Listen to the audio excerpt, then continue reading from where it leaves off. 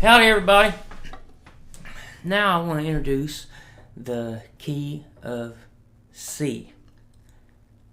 If you've watched our previous videos about the beginnings of transposition and using patterns on the fingerboard, well, here's going to be a good example of where this helps, because the key of C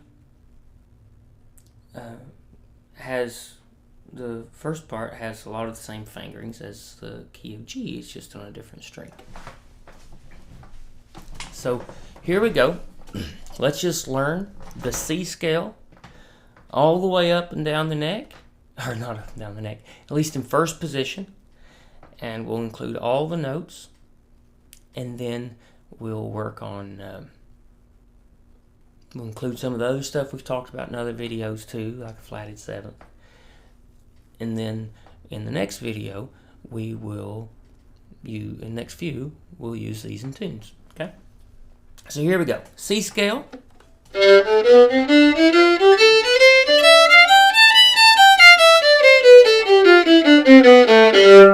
Okay? Now,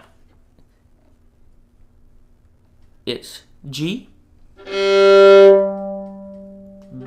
A, B, C,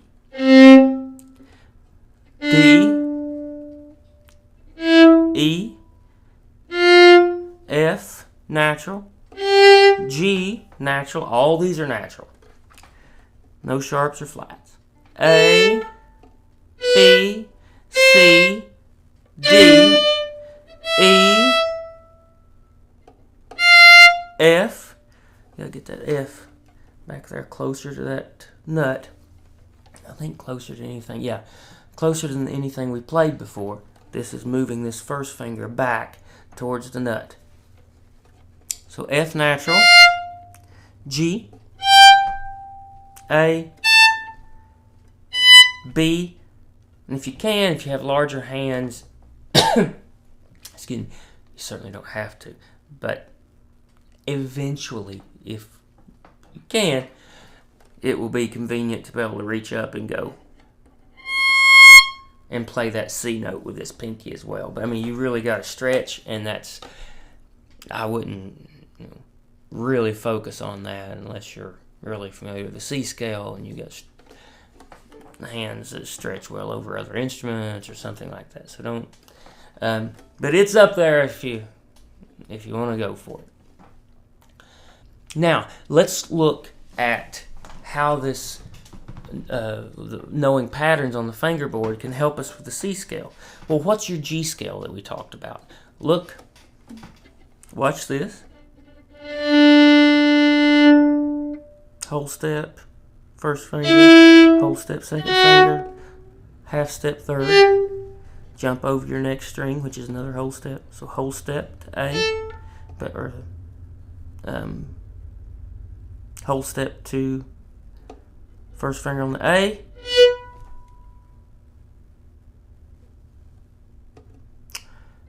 half step to C, whole step to D, jump over whole step to E, whole step to F sharp, half step to G. Now, the exact same pattern of fingerings happen, just move one string over for G. So watch this. The first note's a whole step up, second's a whole step, third's a half, to jump up from B to C, then over, hold to D, E, F, G, A, B, C. So just try it yourself and prove it to yourself that this pattern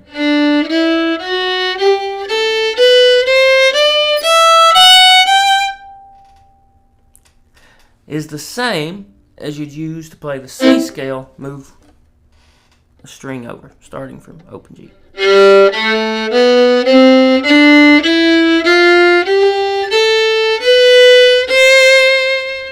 And you can continue the same fingerings pattern as the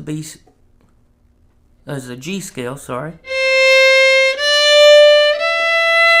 until you run out of room. So on the G scale, you would go, but then to keep going, you have to jump up here into higher positions, which we're not talking about right now. So the only place we actually have to learn a new finger pattern is over here on the E string for the C scale.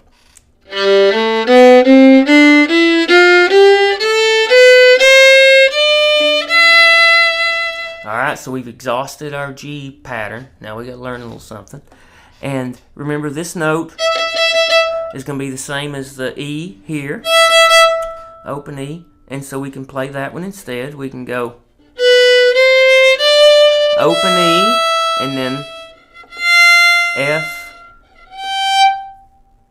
G, A, B.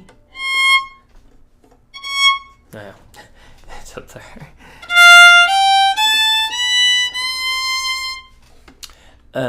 But again, don't worry about the higher C. If I were you, I would just play this part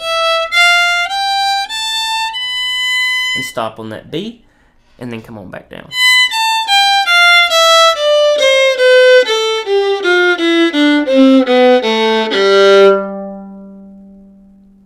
Okay. So C, any key can be bluesy, and so to apply what we talked about with G and A and D, how about this flattened seventh idea? Okay. Well, here, let's count up the scale. There's 1, C. 2 is D. 3 is E. 4 is F. 5 G. 6 A. 7 is B. So we've got to take that B, and to make it a flatted seventh, we go move it back half a step, flatten it to a B flat. And so we can use that in the same way that we used the F natural of G. And so, for instance, we can do this.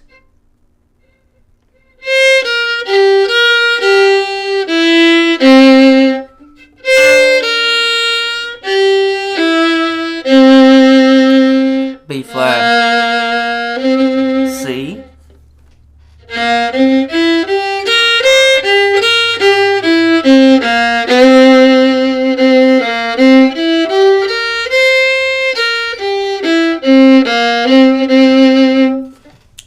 See, it's got a little bit more bluesy tone to it. All the other things that we talked about can be applied just as well out of the key of C using a B flat note.